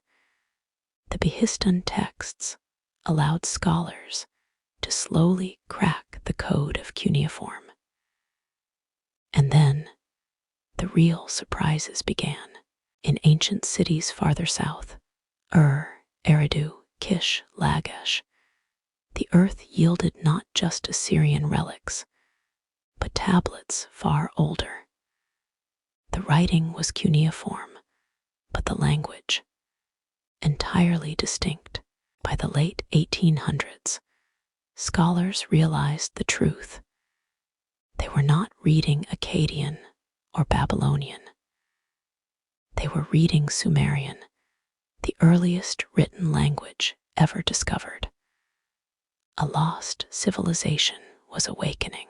In the 1920s and 30s, British archaeologist Sir Leonard Woolley began excavating the site of near modern-day Nasiriyah. What he found stunned the world. He uncovered royal tombs filled with gold, lapis lazuli, and intricate artworks, all buried beneath a layer of ash and rubble, untouched for millennia. One tomb, believed to be that of Queen Puabi, contained a perfectly preserved headdress of gold, silver, and precious stones. Around her lay attendants, animals, musical instruments, all buried in ritual. This was no myth. This was Sumer, vivid and real. Woolley also uncovered what he called the flood layer, a deep deposit of silt suggesting a catastrophic deluge. Perhaps the historical memory behind Mesopotamian flood myths, including the one that inspired the biblical Noah. Each spade of earth brought new revelations. There were tablets with laws, hymns, school texts, astronomical charts. There were tokens, seals, and jewelry. There were toys for children, ledgers for merchants, and poems to the gods. The story of Gilgamesh, long known only through its Babylonian form, was now found in Sumerian fragments, older, stranger, but unmistakably the same legend. Through painstaking translation and cross-reference, the image of Sumer emerged, a people of profound order and imagination, a culture that dreamed of eternity and wrote it down in clay. But even in rediscovery, the truth remained elusive. The Sumerians left behind no personal stories, no biographies. Their voices, while present in myth and prayer, are always formal, always distant. We know their gods better than their families. We know their kings better than their farmers. And yet, in every fragment, there is humanity. A letter from a son to his mother, apologizing for his behavior.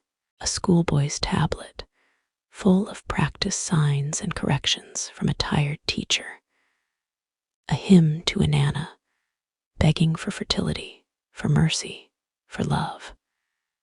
Their world was different, and yet so familiar. Perhaps that's what makes Sumer feel so haunting. We see ourselves in them, but through a veil, a dream within the dust. By the mid-20th century, Sumer was firmly established as the first known civilization. Its place in textbooks and timelines was secure, but for many of us, even now, it remains a quiet echo. It is not taught with the same familiarity as Egypt or Greece. Its names are foreign, its stories tangled in fragments, its cities still lie mostly in ruin and in danger from looting, war, and erosion. And yet, every year, new pieces are found, new translations are made, and the legacy of Sumer grows clearer. From the darkness of lost time, they rise again on museum shelves, in university halls, in whispered documentaries, and bedtime stories like this one.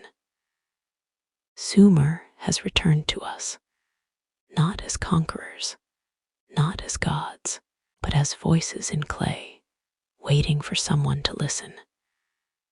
And so, dear listener, as you drift deeper into rest, imagine a quiet room lit by oil lamps. A scribe presses his stylus to clay. Outside, the stars shimmer above the Euphrates. The city breathes in silence. The past is never truly gone. It only sleeps until we awaken it. Next, we will journey into the heart of their beliefs, the gods they feared and loved, and the temples that shaped their world. The Sumerians lived in a world steeped in mystery, a cosmos where everything had a soul, and every soul had a purpose. They did not merely believe in gods, they lived among them. Each city, each river, each breeze that stirred the barley fields was part of a divine order, an intricate, breathing tapestry woven by beings older than time and greater than kings. These were the gods of Sumer, fierce, wise, moody, and eternal. And at the heart of their religion was not hope, but balance. The Sumerians did not worship for love or salvation. They worshipped to sustain the world, to uphold me, the Sumerian concept of universal order, the sacred laws of heaven. They believed that when the gods created humans, it was not out of affection, but out of necessity. As told in the myth of Enki and Ninmah, the gods grew tired of maintaining the earth. The work digging canals, raising food, molding mountains was too great. So they fashioned humans from clay mixed with divine breath to be their servants. We were made to feed them, clothe them, build their temples, sing their praises, not to question, but to obey. And yet, there is tenderness in the myths. There is humor. There is longing. Let us meet the gods of Sumer, one by one, not in fear, but in quiet reverence. And the Sky Father was the highest, though the most distant. He ruled the heavens, vast and unknowable. His presence was more principle than personality, like the silence of the night sky. Enlil, lord of wind and storms, was more active. He was both a creator and destroyer, a bringer of life and punishment.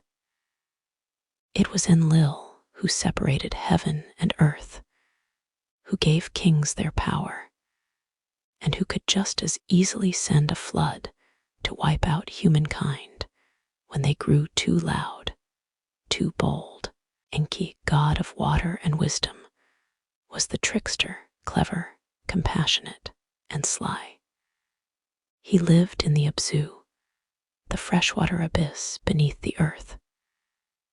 It was Enki who helped humanity survive Enlil's wrath, whispering warnings of the flood to a man named Ziusudra, the Sumerian Noah. He was a god of invention. He blessed humanity with knowledge of writing, of agriculture, of music. His hands were often stained with clay, for it was he who shaped us. And then there was Inanna, goddess of love, war, and the morning star.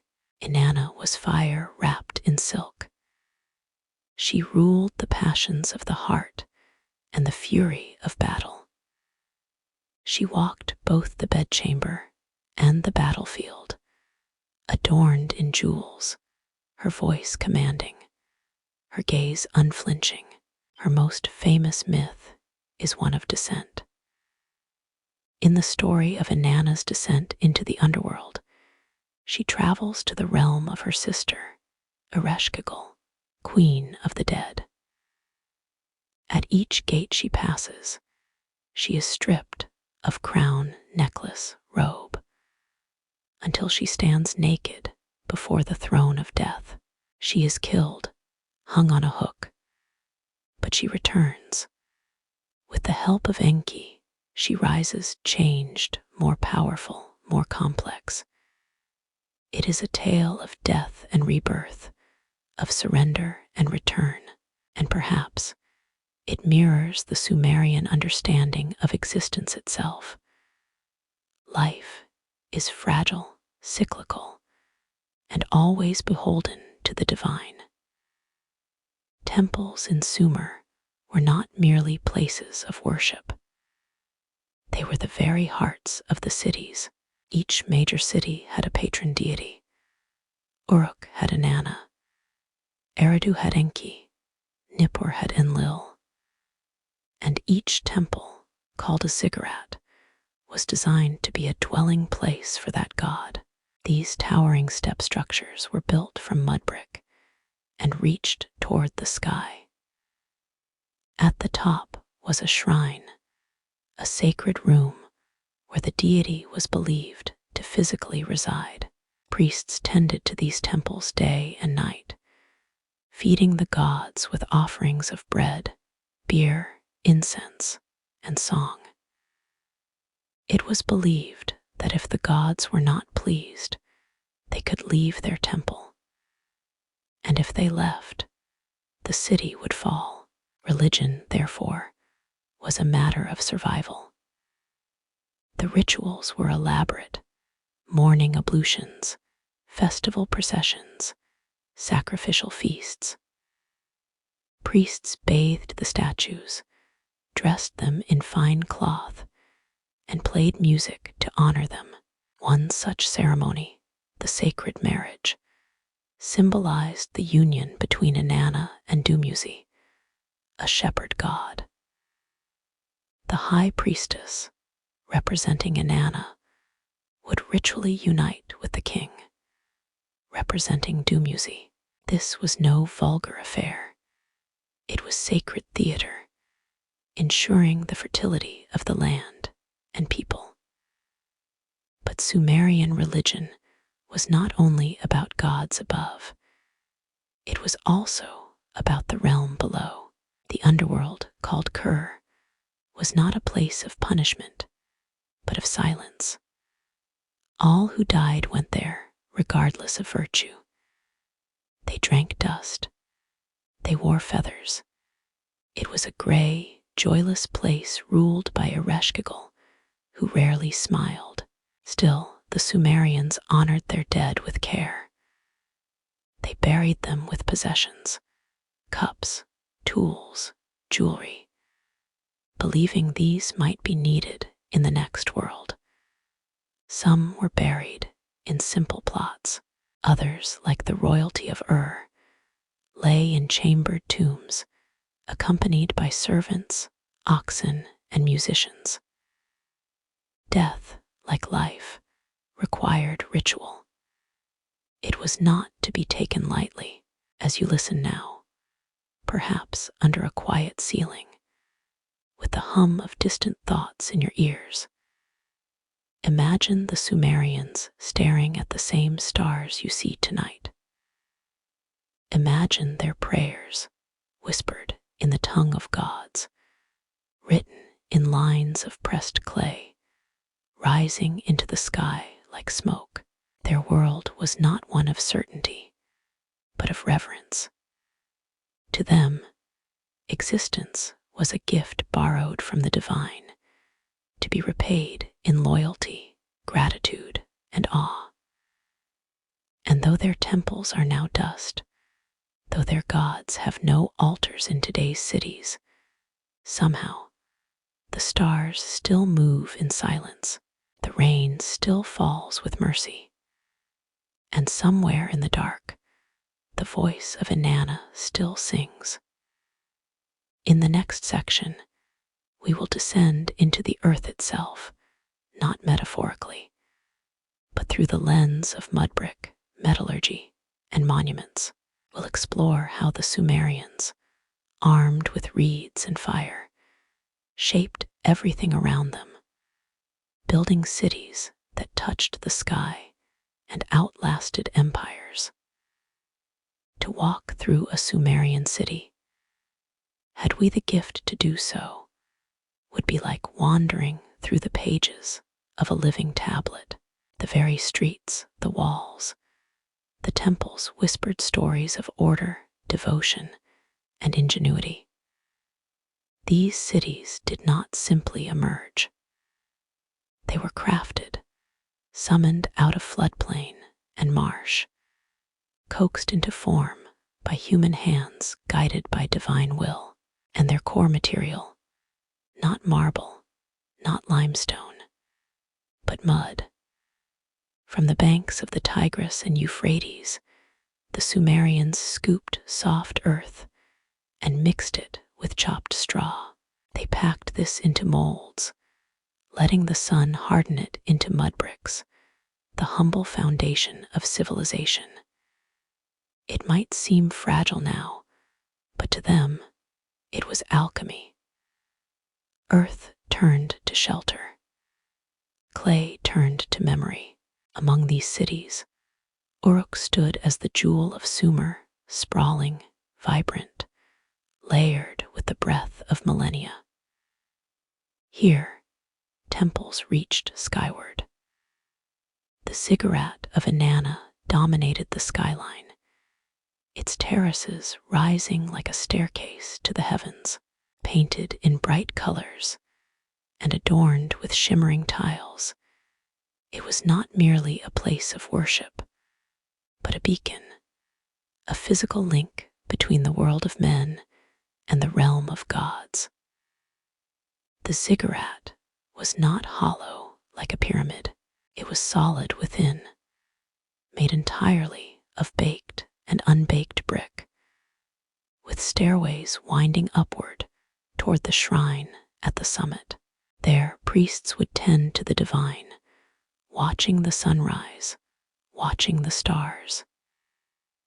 Each step of the ziggurat, each layer, reflected a metaphysical ascent, from dust to breath, from earth to eternity.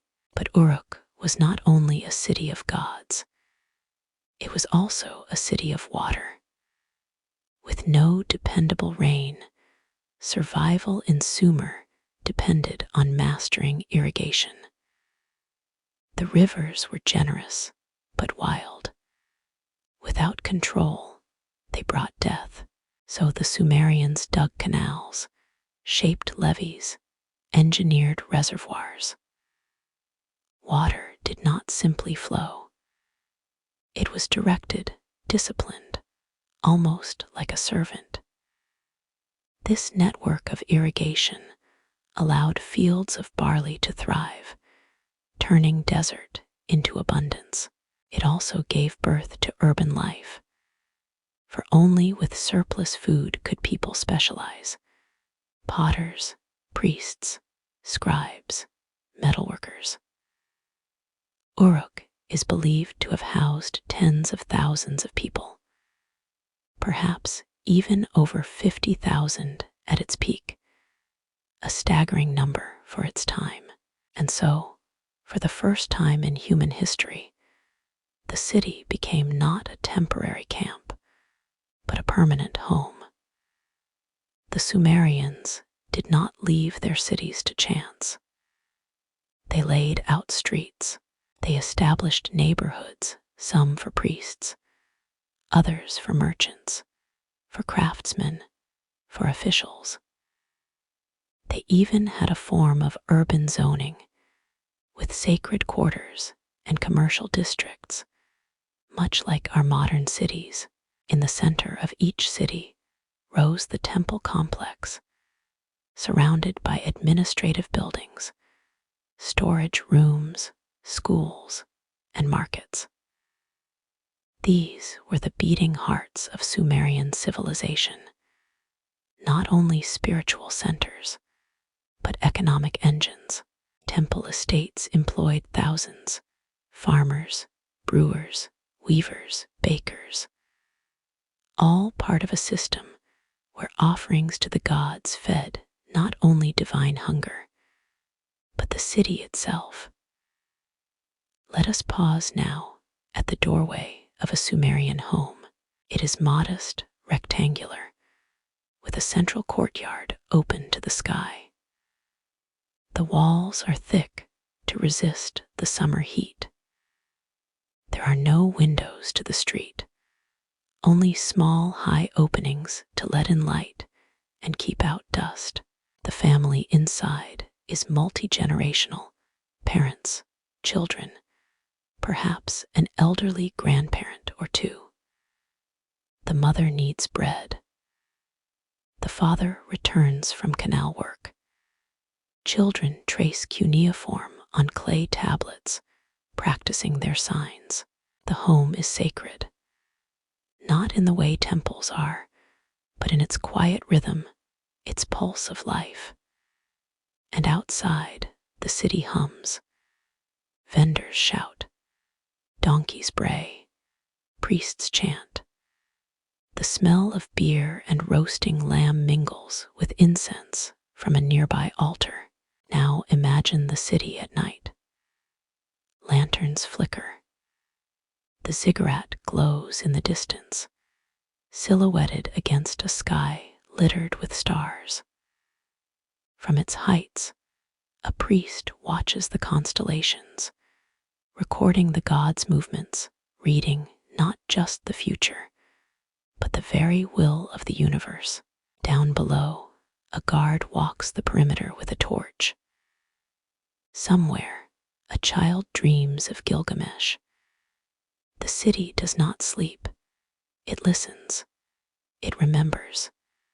Beyond Uruk, other cities flourished: Lagesh, Nippur, Eridu, each with its own god, its own dialect, its own ziggurat piercing the clouds. Though they shared culture and language, these cities were often in conflict, warring over water rights, territory, trade, and yet, in their architecture and organization, they remained united in spirit. Even the most distant cities bore familiar shapes: courtyards, temples, walls. Across the southern plains of Mesopotamia, the pattern repeated, as though the Sumerians were etching their beliefs into the earth itself. Their infrastructure was not limited to irrigation and buildings. They developed roads, marked trade routes, and built harbors along riverbanks for boats made of bundled reeds or wood brought from distant mountains. They constructed granaries, workshops, public baths. Even the palace, when kings rose to power, was not simply a fortress, but a node in the city's circulatory system. The complexity of their urban life rivaled many later civilizations. And this was 4,000 years before the birth of Christ. Yet time, like the Euphrates, never stays its course. The mud brick walls of Uruk and Ur would eventually crumble. The canals would clog. The temples would be swallowed by silt and silence.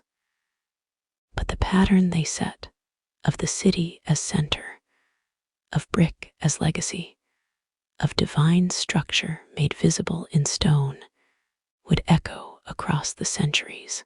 Babylon, Nineveh, Persepolis, even Rome, they all owe something to Sumer.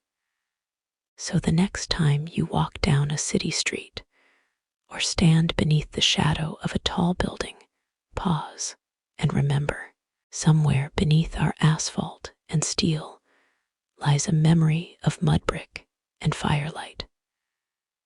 Somewhere in our architecture, our zoning laws, our public works, beats the forgotten heart of Sumer. And in our dreams of heaven, our towers, our steeples, our skyscrapers, there remains a whisper of the ziggurat, rising again toward the sky. In the next chapter of our story, we'll turn inward to the people themselves. What did they wear? What did they eat? How did they speak, love, teach, and pass on their traditions? If you close your eyes and listen closely, you might hear it, the soft rustle of linen garments, the bubbling of beer in clay jars, the gentle tap of a stylus on wet clay. These are the sounds of daily life in ancient Sumer, ordinary, yet sacred in their own right. Forget the kings for a moment. Set aside the gods and the great ziggurats. Let's walk instead through the dust-covered streets of Ur or Lagash as the sun begins to rise above the flat, baked landscape. It is morning, and the city is waking. A woman opens the wooden shutters of her small brick home. Light pours into the central courtyard. There, she begins grinding barley into flour, singing softly to herself, her hands moving with the practiced ease of generations. A boy darts through the alley barefoot, chasing a dog. His mother calls after him, not harshly, but with that universal tone that transcends languages and centuries, a mix of worry and love. In Sumer, the home was the center of personal and family life.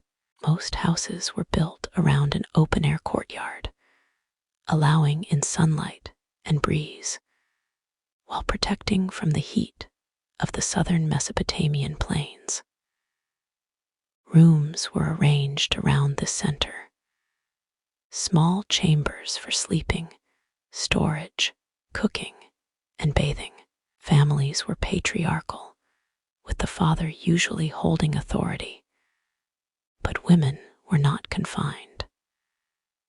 They could own property, manage businesses, serve as priestesses, and in rare cases, even rule, as Kubaba of Kish once did, remembered in the king lists as a tavern keeper who became queen.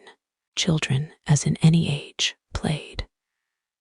They carved dolls from clay, rolled balls of bitumen, built small carts with wheels. Their world was surrounded by the rhythms of life, of baking and brewing, of prayer and play. The Sumerians dressed simply, yet with intention.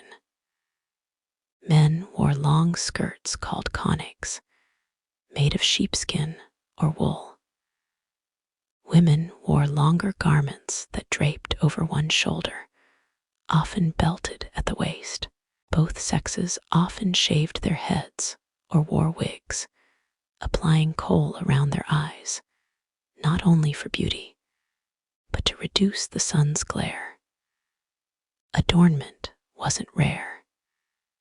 Jewelry made from lapis lazuli, gold, silver, and carnelian was worn proudly. Bracelets, earrings, amulets. These weren't just decoration.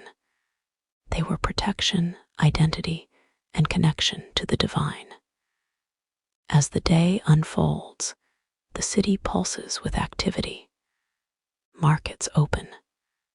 Merchants arrange wares, fish fresh from the river, vegetables pulled from irrigated fields, woven fabrics dyed in vivid hues.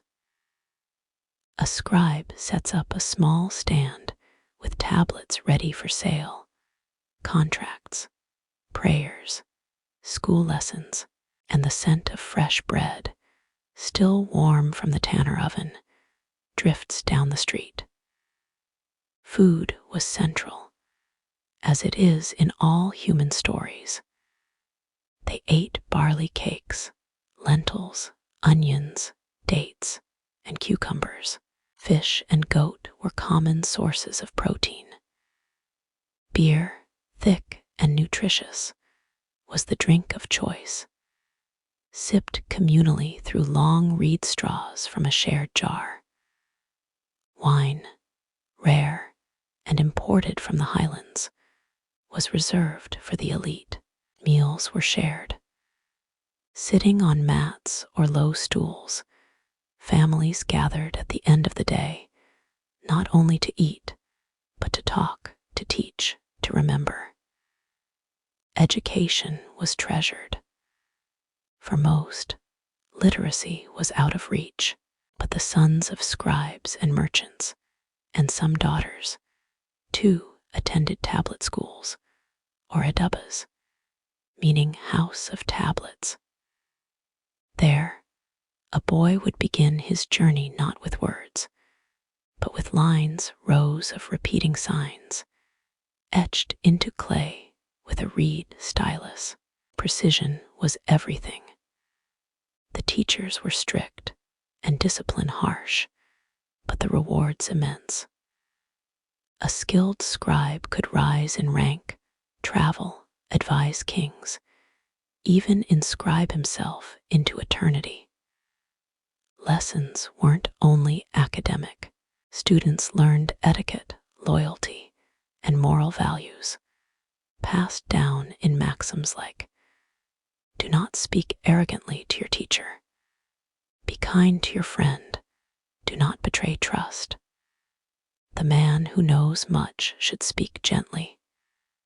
These weren't simply rules, they were reflections, echoes of a people trying to understand how to live well. Marriage, too, followed tradition.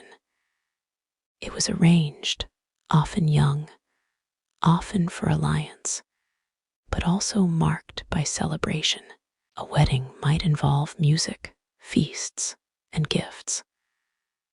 The couple would seal their union in contract and in ritual, invoking gods for fertility and prosperity. The woman brought a dowry, and the man gave gifts to the bride's family. These weren't just economic acts, but sacred ones, the beginning of a new lineage, a continuation of ancestral memory. And when life ended, the Sumerians did not look away. Burial was careful, respectful. The dead were placed in graves beneath homes or in communal cemeteries, often accompanied by food, tools, jewelry, the things they might need in the next life. Some elites were buried in splendor, as in the royal tombs of Ur, where gold headdresses, silver lyres, and sacrificed attendants were found. But even the simplest graves carried offerings, signs of love, of hope, of the belief that death was not the end. Religion wrapped through daily life like breath through the body. Every act, planting, baking, building, was done with the gods in mind. Each household honored personal deities. Small figurines stood in corners, altars held incense, prayers were whispered over meals. Dreams were watched for omens, stars were tracked for meaning. Festivals lit the calendar. Akitu, the New Year festival, was especially grand, a celebration of cosmic order and renewal.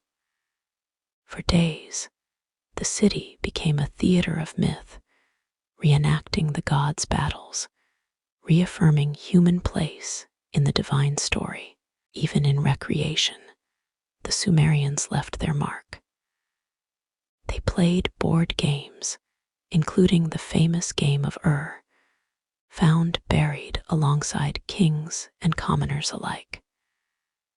They listened to poets, watched dancers, drank beer in taverns, and told stories of Enlil and Ninhursag, of Gilgamesh and the Bull of Heaven.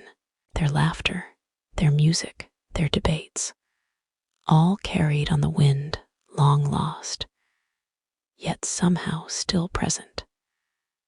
Because in truth, what they loved, feared, cherished, it was not so different from what we do. And as the sun sets, the family gathers once more. A lamp is lit. Shadows dance on the walls. Outside, the city still murmurs. Inside, a mother tells her child a story passed down from her own childhood, perhaps of Dumuzid, the shepherd king, or of the flood that once swallowed the world. The child listens, eyes heavy, breath slowing. Sleep comes not with fear, but with peace. In the quiet hum of Sumerian cities, behind the rustling palms and gently lapping canals, an ancient rhythm pulsed commerce, not the clamor of modern trade, but something older, more poetic. Camels and donkeys plodded along dry, dusty trails. Boats cut silently through Euphrates waters, sails catching the wind like the wings of migrating birds. Merchants, scribes, and sailors exchanged more than goods. They exchanged ideas, beliefs, and memory. Sumer may seem isolated today, locked in the deep past, but it was never alone. Let us step onto the stone dock of the port city of Eridu, where salty winds carry the scent of foreign lands, and strange tongues echo in the bazaar. The Sumerians, practical and visionary, understood their land's limits. They had fertile soil and ingenuity, yes, but lacked wood, stone, and metal. Their fields gave barley and dates. Their clay birthed cities, but they craved copper, tin, cedar, and lapis lazuli. So they reached out. To the north, caravans wound into the mountains of Anatolia, seeking tin and silver. The names of distant places, Subartu, Arafa, Hatti, appeared on clay tablets, not as fantasy, but as familiar. To the east, through the land that would one day become Elam, they found precious stones and metals, bartered with highland tribes, and sent their goods upriver in exchange for the shimmering lapis lazuli of Badakhshan, nestled far in the mountains of what we now call Afghanistan. To the south and west, Their ships followed the rivers to the Persian Gulf, and from there, out toward the fabled land of Dilmun, a trading hub likely situated in modern-day Bahrain. Dilmun was both real and mythic, a source of goods and a symbol of paradise. It featured in Sumerian myths as a place of purity, untouched by death or disease. Through Dilmun flowed copper from Magan, likely Oman, and even timber, perhaps, carried from as far as the Indus Valley. Yes, the Indus. In the great cities of Harappa and Mohenjo-daro, archaeologists have unearthed Sumerian-style seals, standardized weights, and carved artifacts that suggest a link. Not just accidental, but active. Some Mesopotamian records even speak of Meluha, a land believed by many scholars to refer to the Indus civilization. These weren't casual contacts. They were deliberate, sustained, and vital. Imagine a Sumerian merchant standing on a dock in Ur, watching crates being loaded with woolen textiles, carved figurines, jars of scented oil. He scratches a quick note on a tablet, gives a nod, and the ship is off, bound for Dilmun, for Magan, for Meluha. Weeks or months later, that same merchant unwraps bundles of exotic beads or lifts a copper ingot from a foreign mold. He smiles, not only because trade was good, but because the web of the world had held strong once again, and trade was more than materials. Ideas migrated. Just as goods traveled down rivers and roads, so too did stories, symbols, and technologies. The cuneiform script, born in Sumer, eventually influenced writing systems in Elam and beyond. The Sumerian pantheon, with its mighty gods like Enlil, Inanna, and Udu, seeped into Akkadian and later Babylonian belief systems. Transformed, adapted, but never erased. Religious rituals, building styles, even city planning, they carried Sumer's fingerprints. The ziggurat, for example, did not remain only in Sumer. Its towering, stepped silhouette rose again and again in Babylon, in Nineveh, and perhaps inspired sacred mounds elsewhere. One might even argue that Sumer invented a certain cultural gravity, the ability to influence not by force, but by fascination. But what did the Sumerians think of these foreign lands? To them, the world was divided into known and unknown, into order and chaos. Beyond their cities and fields stretched the Kur, a term that meant both mountain and foreign land, and sometimes even underworld. Strangers were approached with caution, but also curiosity. Trade could turn enemies into partners, and sometimes those strangers came to stay. Evidence of foreign settlers, even foreign rulers, appears in the historical record. Intermarriage, diplomacy, adoption of foreign words and names, these were not rare. The Akkadian language, Semitic in root, eventually became dominant in Sumer's north. The lines blurred, and in that blurring, new identities emerged. Civilizations collided and coalesced. Sumer did not vanish, it merged. One of the most profound examples of Sumer's influence is what happened after its decline. Even after the last native Sumerian kings had fallen, even after Akkad, Babylon, and Assyria had risen and faded, the Sumerian language remained in use as a sacred tongue for over 1,000 years after it stopped being spoken in daily life. It was still taught in scribal schools, used in religious texts, and invoked in royal rituals. It was the Latin of Mesopotamia, a language of memory, of prestige, of reverence. Imagine that. A dead language kept alive for knowledge and the weight of history. That is the measure of Sumer's reach, and here is perhaps the greatest testament to their influence. When the Babylonians composed their epic of Gilgamesh, they didn't start from scratch. They drew from Sumerian poems, stories that had existed for centuries. They gave Gilgamesh a fuller voice, yes, but his roots were already deep.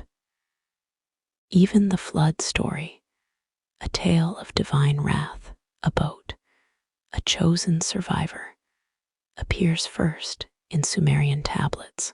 Later versions would echo through Akkadian myths, through the Torah, the Bible, and the Quran. So when we say Sumer reached far, we mean it in space and in time. Their stories still shape us.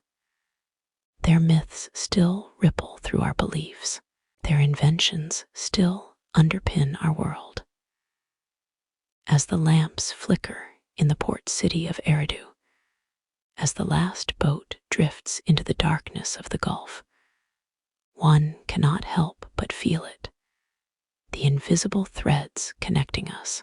We are not the first to build, to trade, to wonder, or to remember.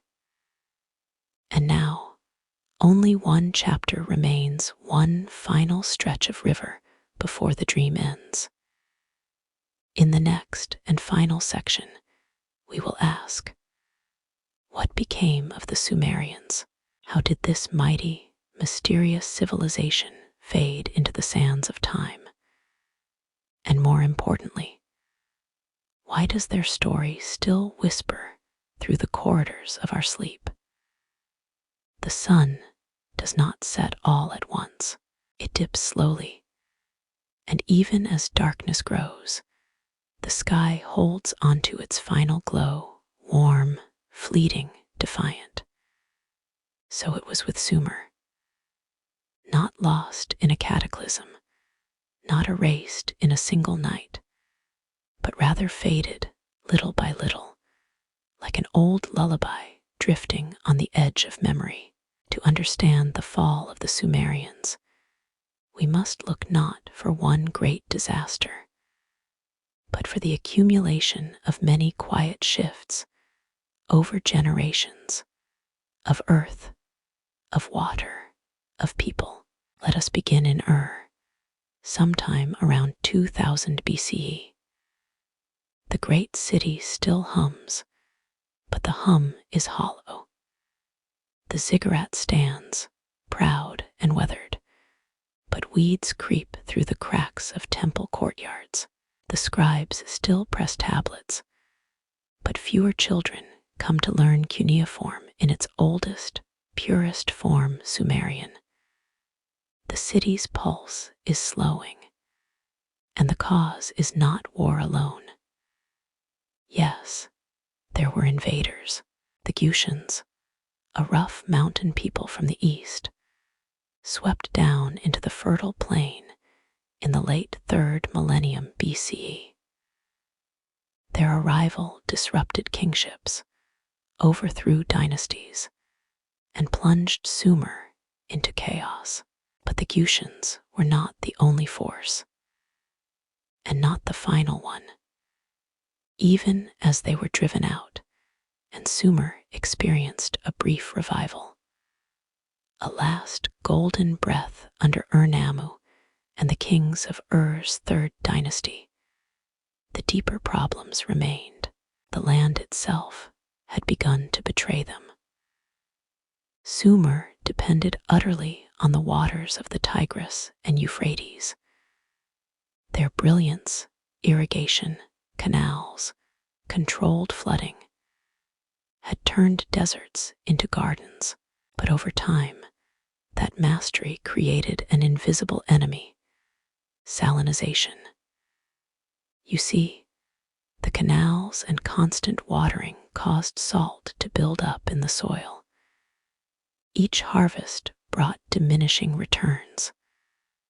Barley, once abundant, began to fail. Wheat had vanished even earlier. By the end of the 3rd millennium BCE, the lush fields that had once fed empires now struggled to sustain cities. The rivers, too, changed course. Floods could be devastating, droughts, even worse. Without a stable environment, no amount of kingship or priestly power could hold the cities together. People began to leave. And when people move, languages change. Already, the Akkadians, a Semitic people, had grown in power in the north. Their language, similar to Hebrew and Arabic in root, slowly overtook Sumerian in daily speech. Cuneiform survived, but Sumerian, as a living tongue, began to fade. Children no longer learned it at their mother's knees. Instead, it became the domain of priests, scribes, and scholars, a dead language, revered but no longer alive. The identity of the Sumerians, once distinct, began to dissolve into the larger fabric of Mesopotamia. By the time the Elamites sacked Ur around 2004 BCE, bringing an end to its final dynasty, the writing, quite literally, was on the wall. Not long after, the rise of the Babylonians under Hammurabi sealed the shift. His empire was powerful, innovative, but it spoke Akkadian. And still, even in Babylonian libraries and temples, Sumerian texts were copied, studied, and treasured, as if they, too, could feel the loss and tried to hold on. Here's something haunting. Archaeologists have found copies of Sumerian hymns, copied centuries after the civilization fell. One such hymn reads like a lament: "The cities are silent, their gods have gone, the temples are crumbled, the voices are still." These are not the words of a people who were conquered. These are the words of a people watching themselves disappear. Is there anything more human than that? But is Sumer truly gone? No, not really. Its blood still pulses in our cities, our stories, our systems. Its idea that humans can shape the world through knowledge, through writing, through shared memory, still lives in us. The days of Inanna and Enki, of city-states and sacred canals, may be lost to the desert wind.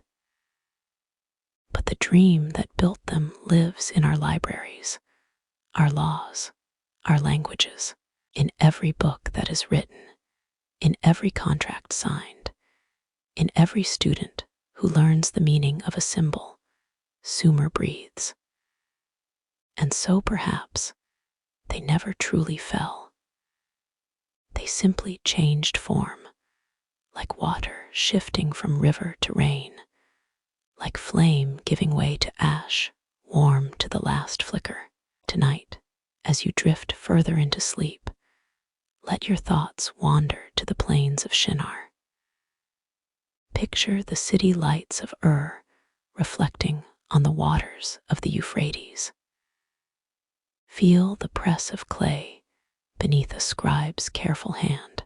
Hear the priestess singing to Inanna beneath a starlit sky.